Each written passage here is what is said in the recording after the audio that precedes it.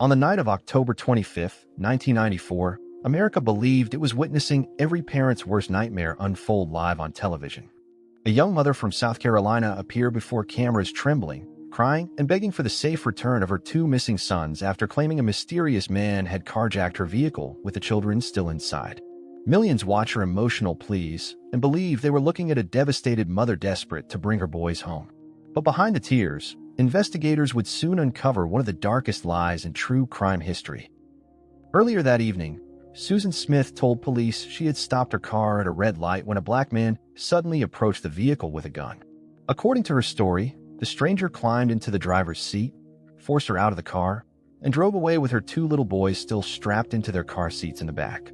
The horrifying claim immediately triggered panic across South Carolina and quickly exploded into a national emergency broadcast across the United States. Within hours, television stations interrupted their normal programming to cover the disappearance of Michael and Alexander Smith. Photos of the two little boys appeared on news broadcasts across the country as reporters described the desperate search unfolding in South Carolina. Communities gathered for candlelight vigils, volunteers searched nearby roads and wooded areas, and worried parents across America followed every update hoping the children would be found safe. Susan soon became the emotional center of the national story. Standing before cameras with tears in her eyes, she pleaded for whoever had taken her sons to bring them home safely.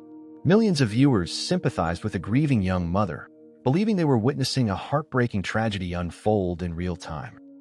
But while the public focused on finding the mysterious stranger, investigators quietly began noticing problems with Susan's story.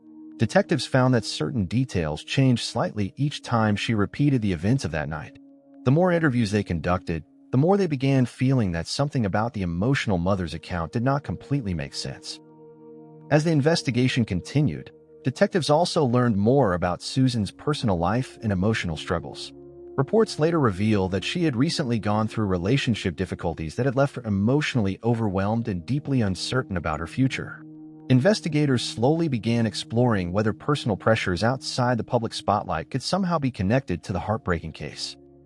For more than a week, America remained emotionally invested in the search for Michael and Alexander. Communities held prayer services, volunteers continued searching through wooded areas, and television stations followed the story almost nonstop. Parents across the country hugged their children tighter each night while hoping the missing boys would somehow return home safely.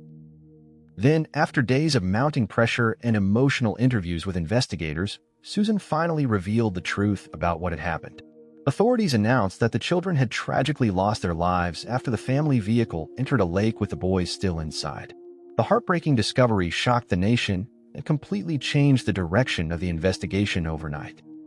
As the full story emerged, millions of Americans struggled to understand how a case that began with nationwide sympathy had transformed into one of the most disturbing true crime stories of the decade.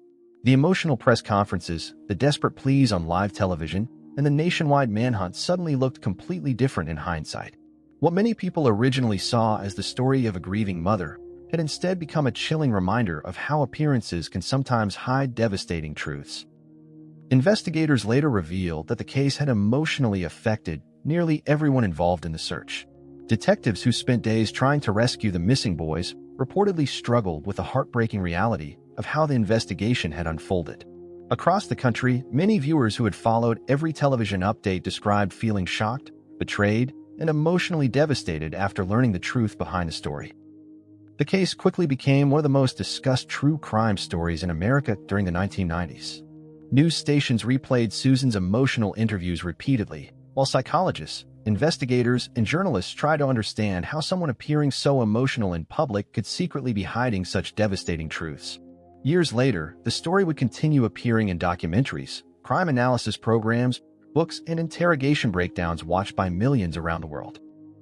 For many people, the Susan Smith case permanently changed the way the public viewed emotional television appeals connected to criminal investigations. The story became a powerful example of how investigators must focus on evidence and facts even when emotions are running high across the country. It also became a haunting reminder that some of the most disturbing true crime stories are not hidden in dark alleyways or abandoned buildings, but inside ordinary lives that appear completely normal from the outside. Even decades later, the story continues to fascinate true crime audiences because of the emotional contrast at the center of the case. Millions of people watched a frightened young mother plead for help on national television, never imagining that investigators were slowly uncovering a completely different reality behind the scenes. The Susan Smith case remains one of the most unforgettable examples of deception, emotion, and tragedy in modern American true crime history.